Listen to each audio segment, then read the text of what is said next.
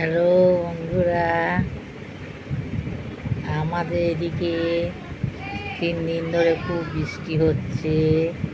তাই বৃষ্টির উপলক্ষে বর্ষা হিসাবে আজ আমরা ভাত রান্না করিনি।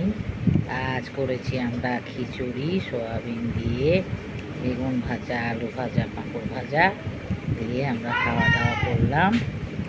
এবার এই বর্ষার সময় মাথা ঢাকা দিয়ে নাক ডেকে ঘুমাবো। এই বৃষ্টিটা তো সব দিকে হচ্ছে না, তো কারোর দিকে হচ্ছে, কারোর দিকে হচ্ছে না। তা আপনারাও এই জল বৃষ্টি চারিদিকে হচ্ছে, আপনারাও আশা করি আজ ভাত রান্না করেননি। আপনারাও মনে হয় খিচুড়ি মিচুড়ি খাবেন না, কি খাচ্ছেন তা তো আপনারা দেখাবেন না।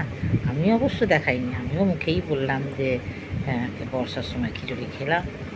আমাদের ঘরের সামনে তো নালা, একটু পরেই বৃষ্টি হলে বেশি পরে সাঁতার কাটতে হবে। তাই সাঁতার কাটতে গেলে খিচুড়ি আর জুত করে রান্না করে খাওয়া হবে না। তাই এখন আপাতত জুত করে খিচুড়ি রান্না করে খাওয়া দাওয়া করে নিলাম, ব্যাস হয়ে গেল।